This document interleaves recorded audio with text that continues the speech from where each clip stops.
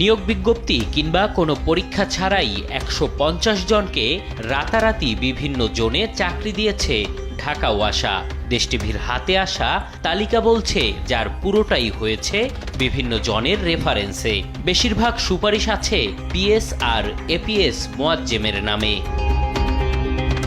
বাদ পড়েননি বৈষম্য বিরোধী ছাত্র আন্দোলনের সমন্বয়করাও। ৬ জনের নিয়োগ দেয়া হয়েছে সমন্বয়ক তৌহিদের সুপারিশে।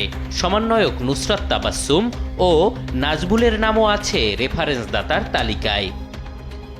এই তো কদিন আগেই শিক্ষা প্রতিষ্ঠানে ভর্তি আর চাকরির ক্ষেত্রে মেধাকে বহাল করতে বুলেটের সামনে বুক পেতে রক্ত ঝরিয়েছেন হাজারো ছাত্র জনতা। সে রক্তের দাগ না শুকোতেই মেধা তো দূরে থাক, কোটাতেও নয়, সরাসরি রেফারেন্সে হয়েছে চাকরি। সে রেফারেন্সদাতাদের তালিকায় নাম রয়েছে সমন্বয়কদের। কিভাবে সম্ভব এটি? সে প্রশ্নের উত্তর মিলাবো এবার। চাকরিপ্রাপ্তদের সঙ্গে কথা বলতে ওয়াসা জোন ৬-এ দেশ টিভি টিম। তবে সেখানে ঢুকতে গেলে পড়তে হয় নিরাপত্তা কর্মীদের বাধার মুখে। পরে প্রবেশ অনুমতি মিললেও মেলেনি চাকরিপ্রাপ্তদের সঙ্গে কথা বলার অনুমতি।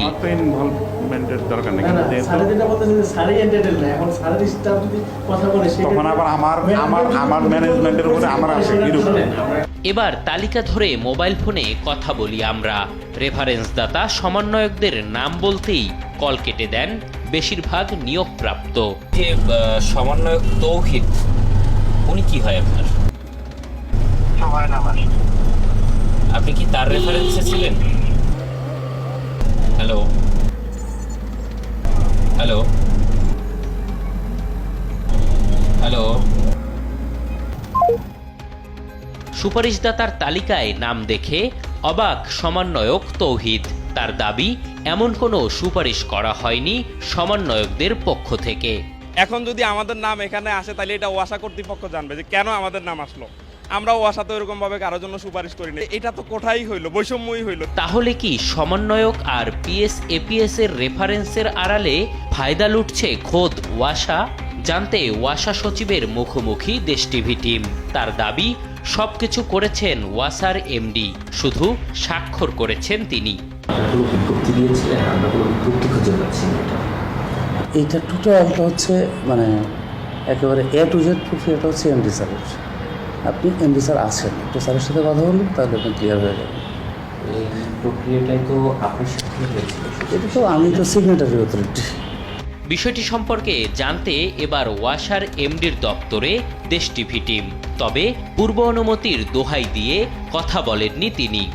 স্যার যেটা বললো যে আমাদের কোনো অ্যাপয়েন্টমেন্ট তো নেয় না, হুট করে এসে তো হইলে তো আমি কথা বলতে পারি না, বা আমি এখন তো আর এত ফ্রি না যে এখন আজকে কথা বলতে।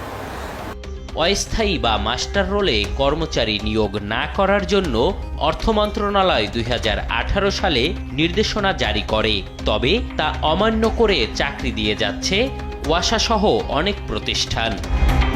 এম এ আজিম, দেশ টিভি, ঢাকা।